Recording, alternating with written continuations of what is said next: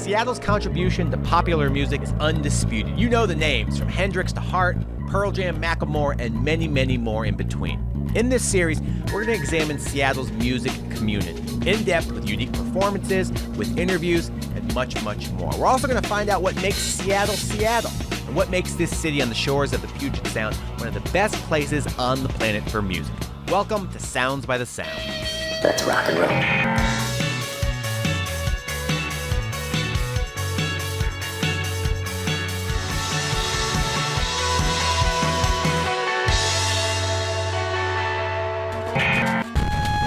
Welcome to another episode of Sounds by the Sound. My name is Andy Harms, and I think it's safe to say that every town has its own special burger place, and without question, Dick's Drive-In Restaurant is Seattle's burger place. It's popped up all sorts of places in Seattle's music community as well, probably most notably recently in Macklemore's White Walls video, and it's the perfect place to start our episode that examines the relationship between Seattle's music community and Seattle's restaurant, bar, and coffee community. First, we're going to head to downtown Seattle to a relatively new place called the Carlile Room. At the Carlile Room, we're going to meet up with a girl named Maya Manser, who moved to Seattle a couple years ago to pursue her musical career. We'll talk to her about why she made that move, plus see a performance from Maya. We're also going to meet up with a guy named Andrew Friedman at a place that he owns called the Liberty Bar here on Capitol Hill. Andrew actually owns a couple of places in and around Seattle, and over the years has been active in the music community. He's got a unique perspective on the marriage between the two and how one can't really exist without the other. But first, we're gonna head right down the street to Caffé Vita, which is not just a coffee shop, it's a roasting room. It's a place where bands practice and play and hang out. We're actually gonna go right now to the roasting room to see one of the most exciting new bands in Seattle. They're called Ever So Android, who have been making music here for the last couple of years, released their first full-length record in 2015, and this performance is absolutely incredible. It's Ever So Android on Sounds by the Sound.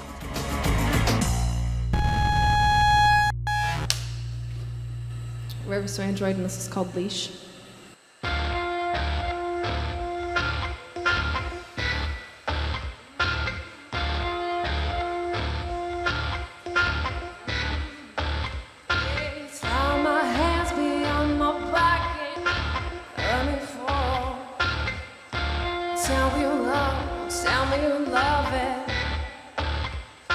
Watch me take flight until we all realize for us this leash will let me.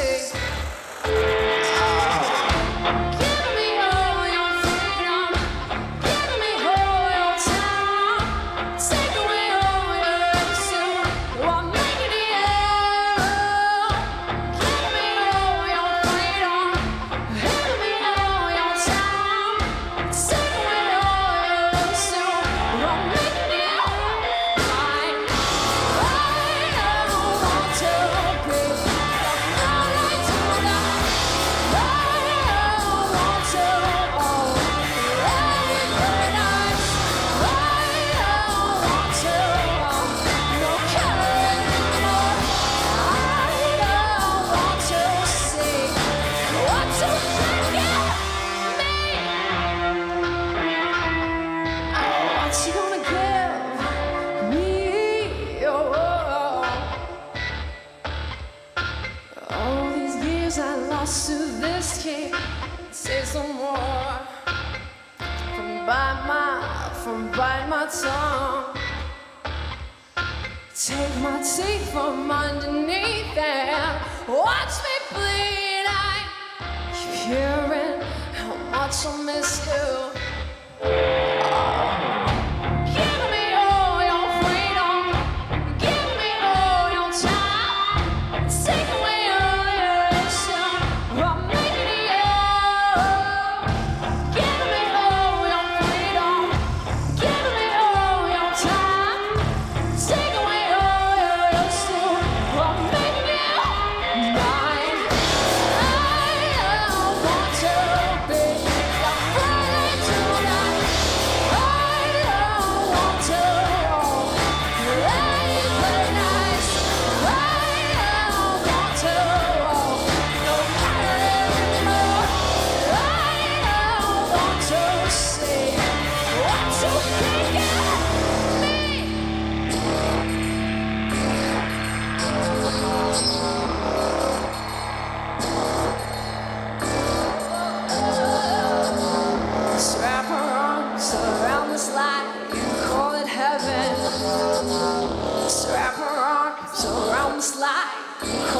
heaven.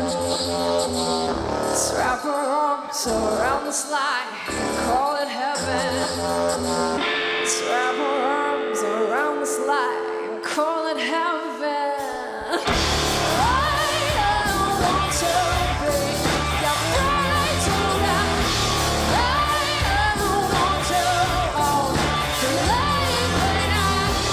I don't want to hold no carrot. I don't want to see what's so clicking.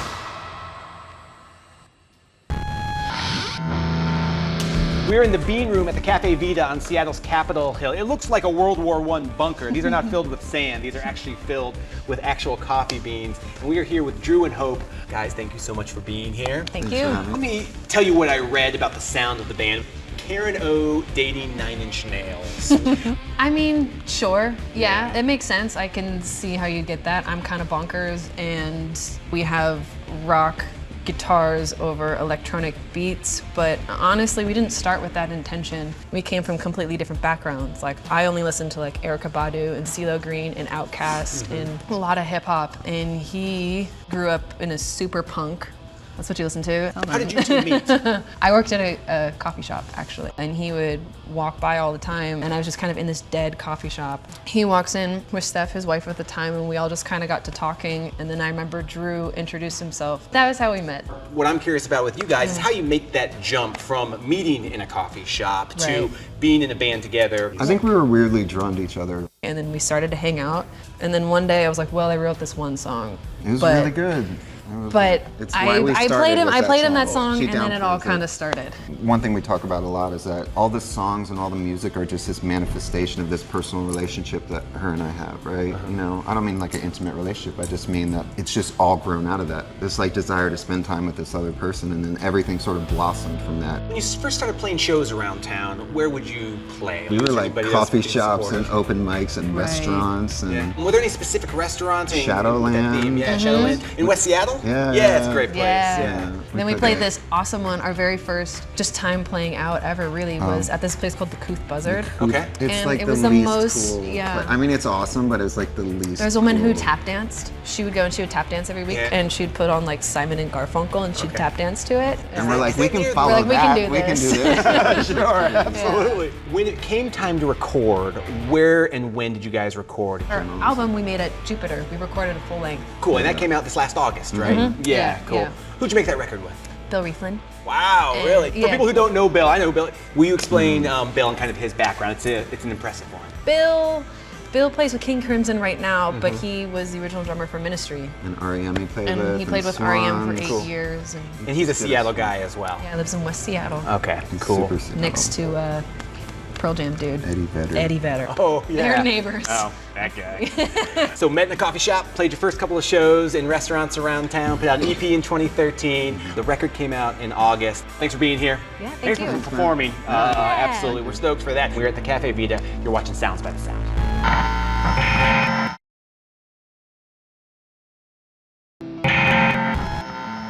Welcome back to Sounds by the Sound. Right now we're going to head to the Carlile Room in downtown Seattle to introduce you to Maiah Manser, who moved to Seattle to attend the Cornish College of the Arts. She also served as a backup singer for Mary Lambert, all while writing and recording her debut EP, which should be out this year. We're going to talk to her about all of those experiences, but not before we see a performance from Maiah. We're watching Sounds by the Sound.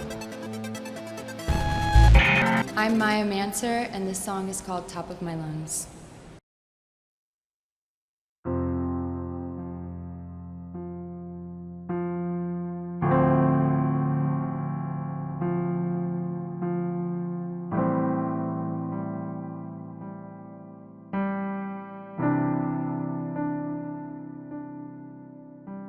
Suck on your own thumb. The night is still young.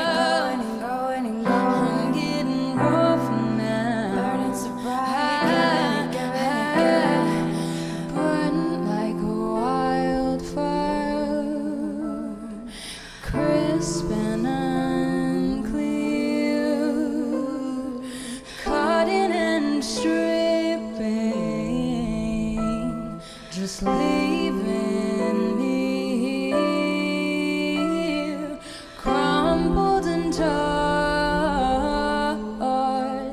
My heart turned to black, unnested and I cared for it. I'm not looking back. I'm moving on from desire, from love and all its potions, mixed up and lost, stuck in my devotion, working till I turn to blue with all my songs in my mouth, choking on all my words and closing in on all my doubt. I wanna shout at the top of my lungs. I've had enough. I'm getting rough now. I wanna shout at the top of my lungs, the top of my lungs. Oh, I had enough. I'm getting rough right now. Yeah, I'm getting rough right now. I'm getting rough right now.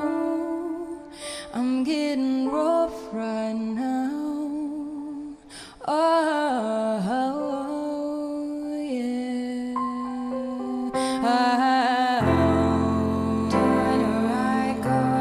I'm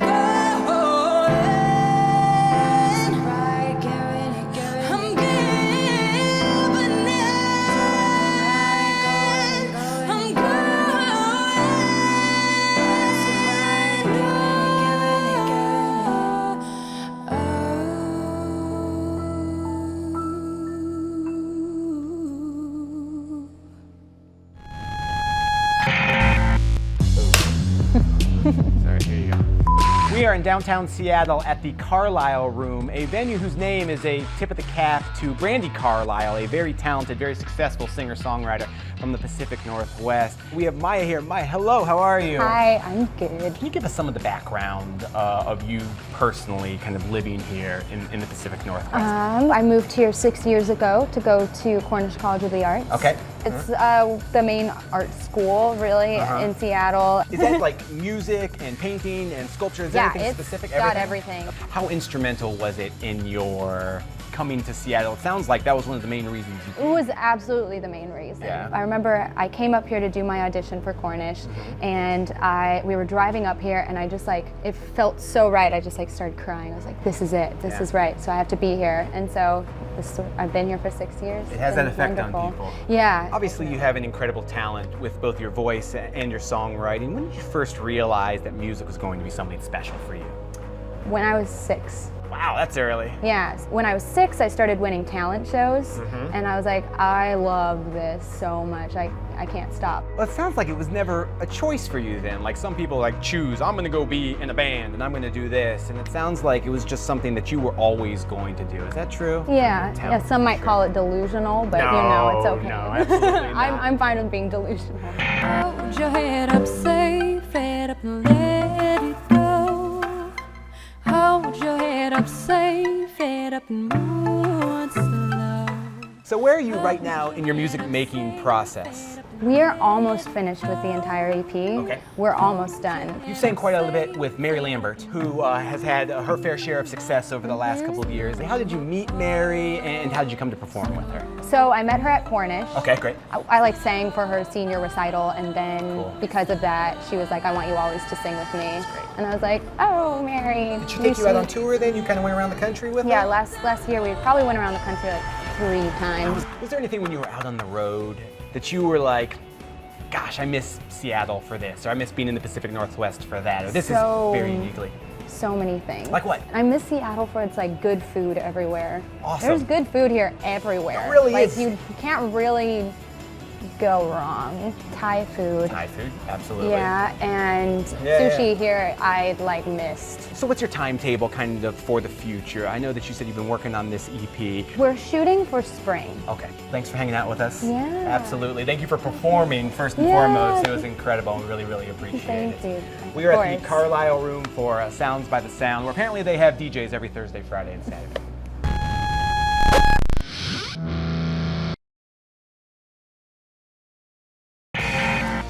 Welcome back to Sounds by the Sound. For as long as there have been bands and musicians, there have been bars and restaurants and coffee shops that have supported these bands and musicians. That is absolutely the case here in Seattle. We're gonna meet up with a guy right now named Andrew Friedman, who not only owns a bunch of bars in Seattle, but is also an active participant in the music community. He's gonna give us a unique perspective on how the two interact here in the Pacific Northwest. Here's Andrew on Sounds by the Sound.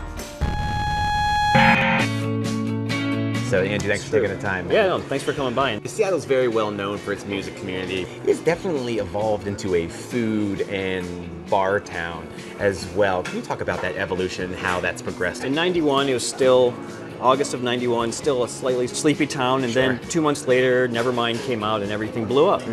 So everyone got a job in a restaurant, everyone got a job in a bar or cafe, and people's lives became around where they worked as part of their social life and how it allowed them to have the life of being a musician or artist. Can you talk about what's specifically unique about Seattle from a food standpoint? Well, Seattle definitely has been put on the map for food and spirits.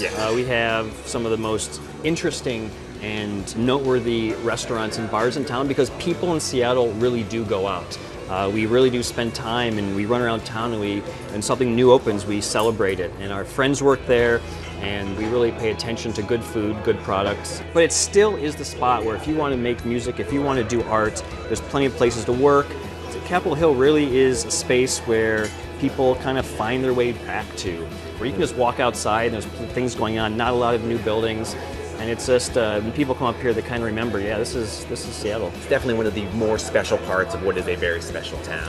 I see the concert posters that you guys have up here, and some of the legendary Seattle names, whether or not it's the Fire Theft, who used to be Sunday Real Estate, or the Gits, who played that benefit show. That wall is really just a celebration. That was on every pole everywhere you went. And so just over the years, I just pulled them off of different street poles, and I just put them in a box. And when I was moving between art installations here, I remember I had those, and I just stuck them up there. And they're now almost permanent because it really reminds us really who we are. This represents us really well. Whether it's Death Cab for Cutie's show underneath someone else, or it's Stephanie Sargent's homage to her. It's just really is a special thing for us. It's a lot cooler than an Instagram post. Yeah. Thanks again, Andrew. Appreciate it so much. Cheers. Absolutely. Thanks for watching this episode of Sounds by the Sound. Special thank you to Maya Manser for performing, Andrew Friedman for taking the time to talk to us at his place, the Liberty Bar. Right now, one last performance from Ever So Android from Seattle's Caffé Vita. You can find it on Capitol Hill if you're in Seattle anytime soon. You're watching Sounds by the Sound. Here we go.